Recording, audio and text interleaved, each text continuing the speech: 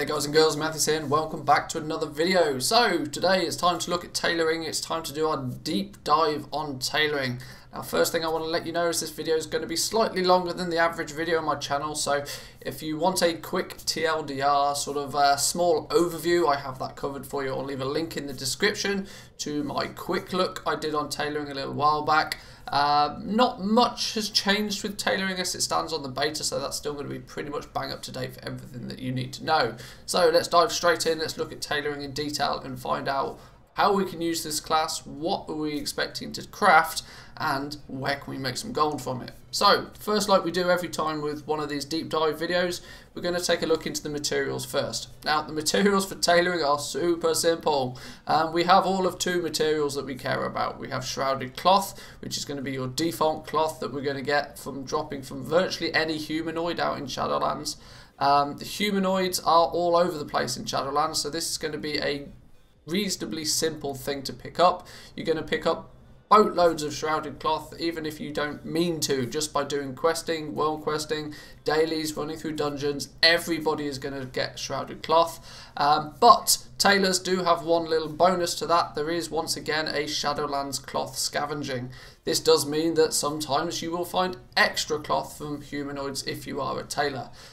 This does extend to silk as well. The lightless silk is the second material that we're going to need, and we're going to need it in boatloads by the time we get to the base legendary items, but we'll talk about those in more detail later. That's realistically it for materials when it comes to tailoring. It's one of the most simplistic crafting professions out there. If you compare this to something like leatherworking or blacksmithing or alchemy or basically any of the other professions, we rely on two materials. That is it.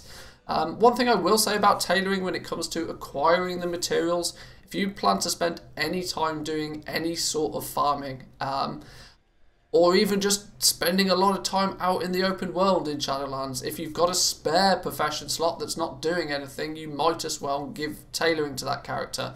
The extra cloth that you're going to gather up from that Shadowlands cloth scavenging is basically free gold. There's virtually no reason not to have it.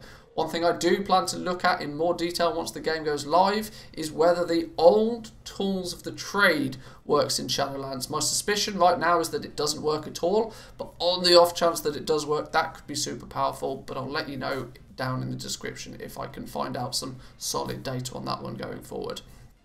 But yeah, materials real simple. Shrouded Cloth, lightless silk. Easy. Leveling the profession, tailoring is actually also one of the quickest and easiest to leveling, simply because there's only two materials that we care about. There is this penumbra thread as well, but that's just a vendor item. We've come across that previously. If you've ever looked at the relics of the past, you'll know that it's the default vendor item that is used in most things. And when it comes to leveling up tailoring, it's actually pretty simple. You craft I'm just checking my notes here, you craft a whole bunch of Shrouded Cloth bandages at the beginning, you craft a couple of pieces of gear in the middle, and then you craft yourself some more bandages to get you pretty much up to the max, and then one or two pieces of gear later on at the end. It's very, very quick, very simple to level. You'll have no problems, no issues leveling this whatsoever. I do have a tailoring 1 to 100 leveling guide that is on the channel as well, so feel free to check out that if you want a more step-by-step approach to exactly how you go about leveling up tailoring. So let's look at what you're actually going to be crafting then as a tailor. Well, in simple terms, we create cloth armor, and we create loads of it. There is two basic levels of armor that we're going to create: Shrouded Cloth gear and then Shadow Lace. Can't talk today. Shadow Lace cloth gear. Now the Shrouded Cloth stuff is your basic introductory leveling green items. Basically it ranges, it has quite a range of item levels, anywhere from 100 to I think about 115, I think it is 129 even. The top ones does require you to be level 57 to even use them, but any of these items, if I quickly just navigate through them so you can have a quick glance on screen, only are going to use Shrouded Cloth and a little bit of the penumbra thread, which is your default vendor item. These are really quick. These are what you might craft a few of to begin with.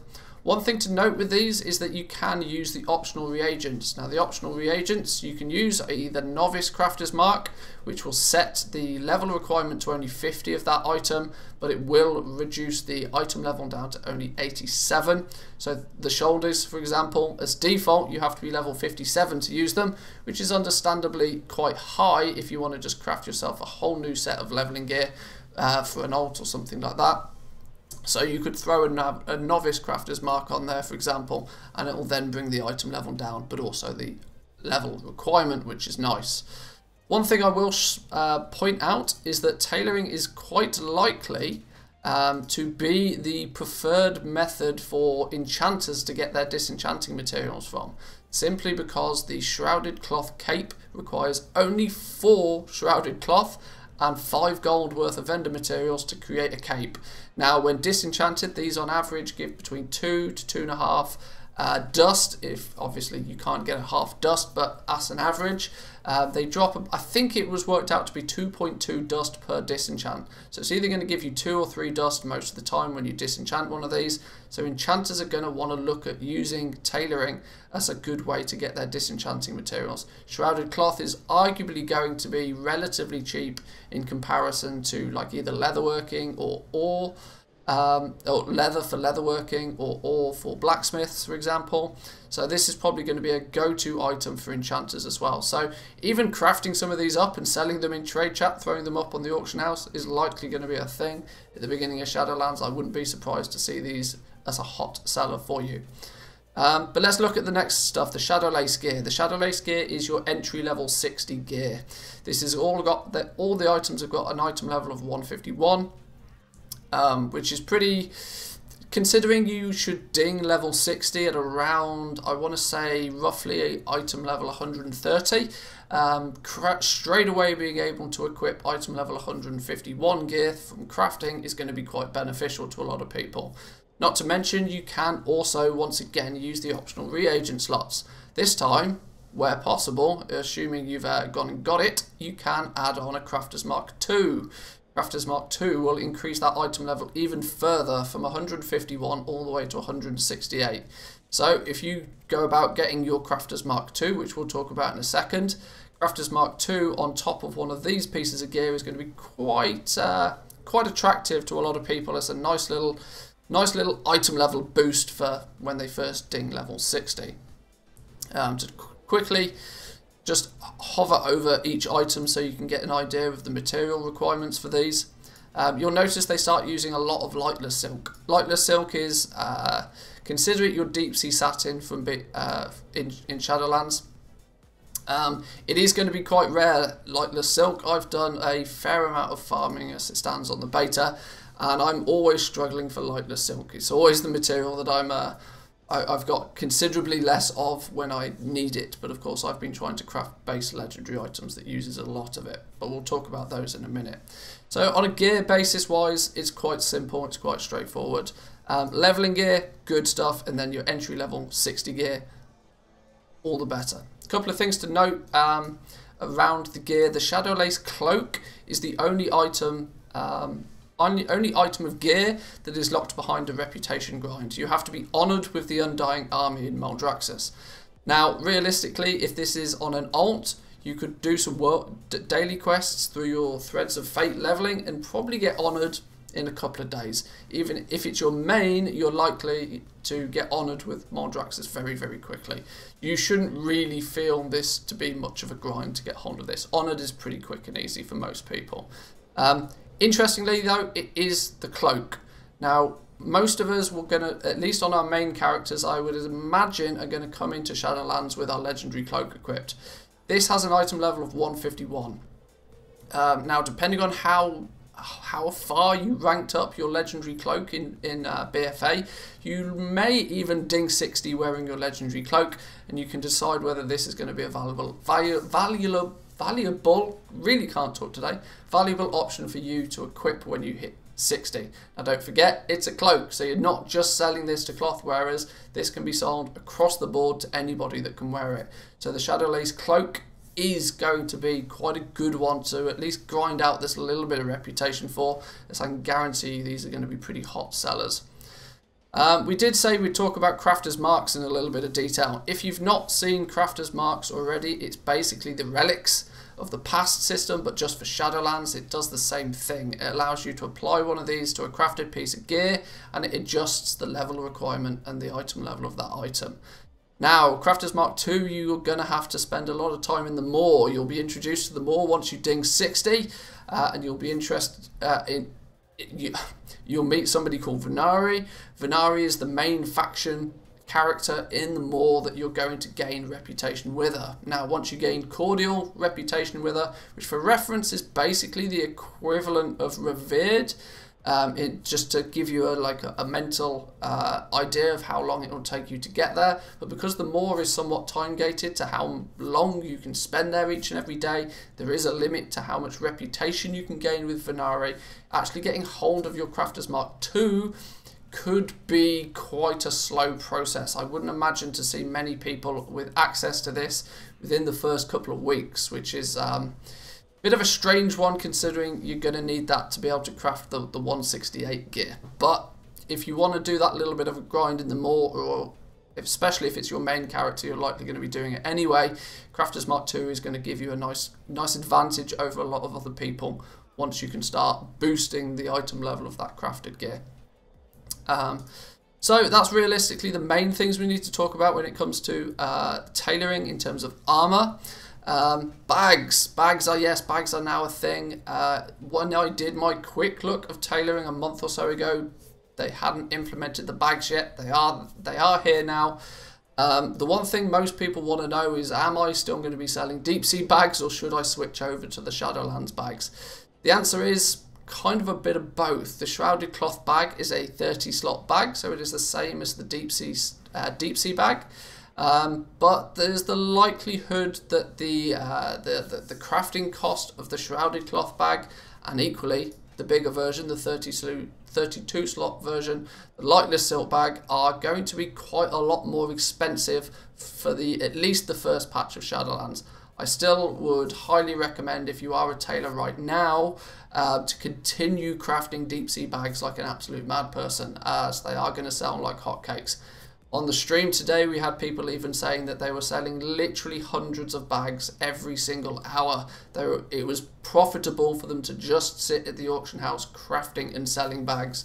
They were able to shift them that quickly with the surge of players that are coming into the game now. So yes, bags are going to be a big thing for tailors. Initially, deep sea bags from BFA are probably going to be slightly cheaper, but once you get access to these, start crafting some of these up, get them on the auction house, simply because they're the newest bag, they're likely to be pretty hot sellers. Okay, so let's talk about the one thing that everybody wants to actually find out about, and that's the base legendary items for tailoring. Tailors are in a luxurious position that they actually have 9 base legendary items. There's only 8 pieces of gear equipped for most people, but they also can craft the base legendary cloak, which is once again really powerful, because you're not going to be selling this just to tailors, you're going to be selling this to basically everybody. Now, the way that the base legendary items work, once you've acquired the patterns, you acquire the patterns from speaking to the rune carver just inside Torghast. You will accidentally do this when you ding level 60 on a character anyway, so don't worry about if you don't know exactly how to do it yet. It's real simple. You basically do it automatically. The things to note though is you do have to be level 60 to get access to these patterns. You firstly need to be level 60. You secondly need to have your tailoring maxed out, so make sure that you do level your tailor quite quickly and quite effectively if you want to get on board with these. But you skill up your profession, you ding 60, you do the intro quests for Torghast, and you'll pick up a quest from the rune carver to go back to your main profession dude in Oribos, which is your main capital city, and then you will learn the base legendary item patterns. Once you've got them, what are you doing with them then? Well, it's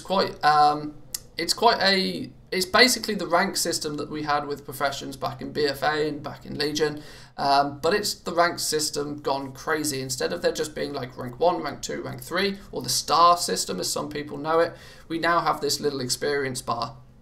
So some of you will be aware that you can actually craft there are 4 ranks of base legendary item in Shadowlands, at least as we start. They may add more in the future, we don't know.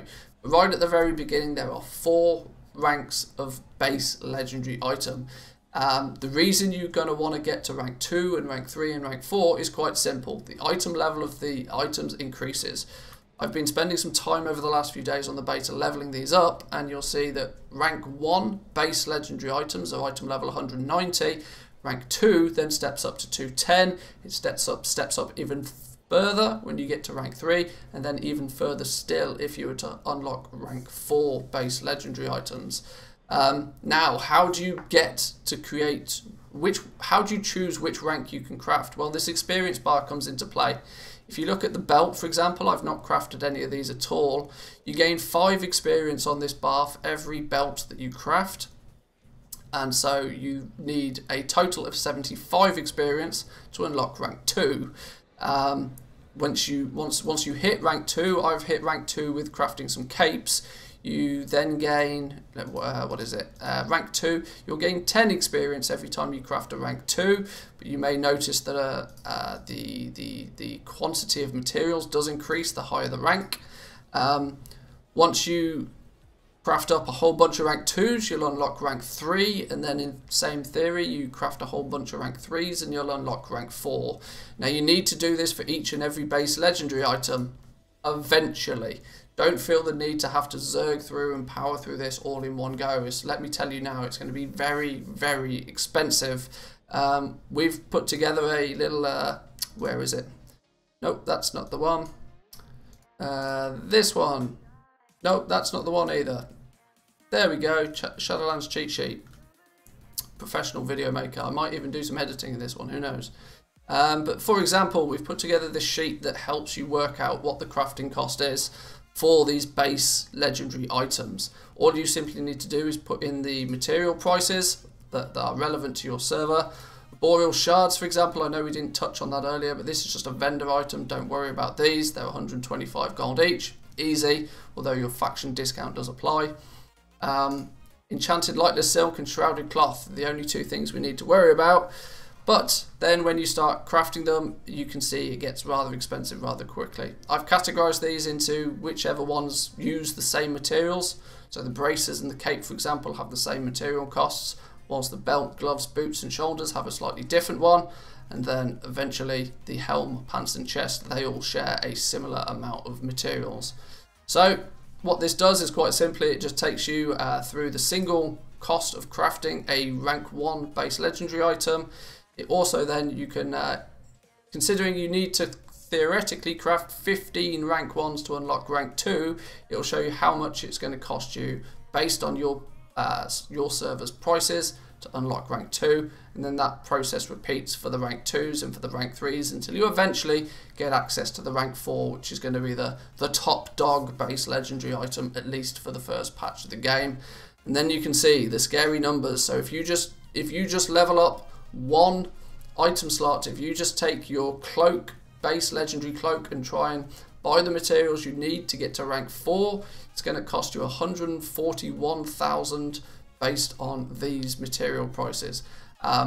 You can use this spreadsheet yourself, make a copy of it locally, and you can input it and edit all the values if you need be. But yeah, it's going to get quite expensive to level up everything. There is a grand total here. My estimation is if you want to get all 9 item slots to rank 4, it could potentially cost you almost 2 million gold to do it. So this is where a lot of the expense comes, and this is why I recommend people don't necessarily try to do it all in one go. Pick a couple of items, pick a couple that you think are going to sell well. Arguably, in my opinion, I think the cloak or the Grim-Veiled cape is actually going to be a really hot seller, because a lot of people will look to replace their legendary cloak with a new legendary cloak.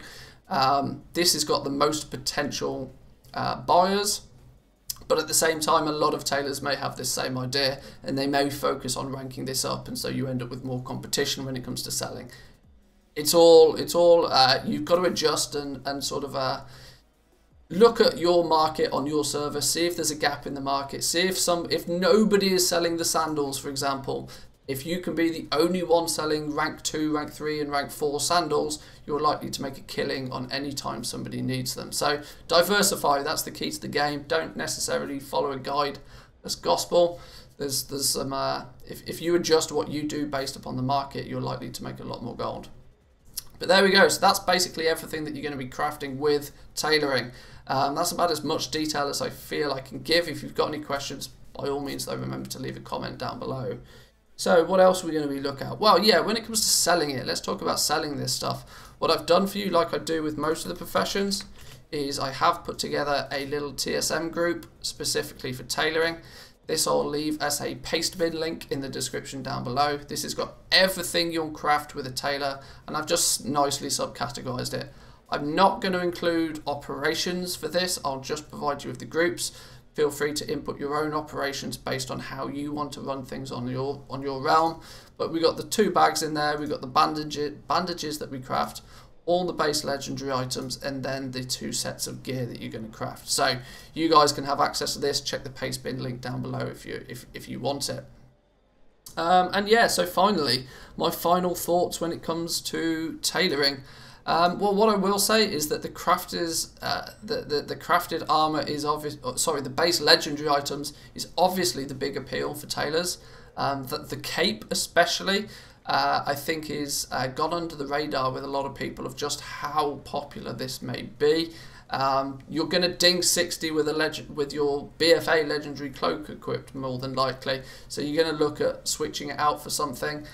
If you don't get another good cloak, check obviously your legendary powers, but there's a good possibility that simply because every single class in the game might want this, that it's going to be a good one to potentially look at ranking up first. Bags are going to be an absolute boom at the beginning of expansion. We've talked about this a little bit, how deep sea bags may still have their place, and the embroidered deep sea satin bags or whatever they're called. The BFA bags will still definitely have their place at the beginning of Shadowlands, but we will get to a point to where the supplies of deep sea satin, the supplies of tide spray linen might dry up to the point where these become the most cost-effective ones for you to craft and sell. And then finally, tailoring as a class, as a profession, sorry, is almost a must-have profession for anybody that plans to do a lot of farming. So if you're going to want to look at do some 2x4 farming to gather up some of the BOE epics that can drop, whether you just want to go out and do a lot of world quests on your character, whether you're going to be doing a lot of farming in that nature, tailoring is a really good profession to have, simply because the extra cloth that you can gather basically is like just some free gold. There's not much more to say than it's a good profession to have. I will be having tailoring on my mage, which will be one of my alts, that I'll be looking to level up to 60 pretty quickly, so expect some more in-depth or maybe let's just say some results from what I get to sell when Shadowlands launches. So then guys, I'll leave you with that. That's everything I can give you on tailoring as it stands right now. We're literally 2 weeks away from the launch of Shadowlands right now, so I doubt there's going to be any changes. The beta version is still technically classed as a release candidate version now, so it should almost at least be set in stone. But if there are any changes, I'll let you know in the description down below or as a pinned comment. But you can always follow me on Twitter. Any updates I get, I sort of sneak them out on Twitter as and when I find them. I drip feed the information out there as well.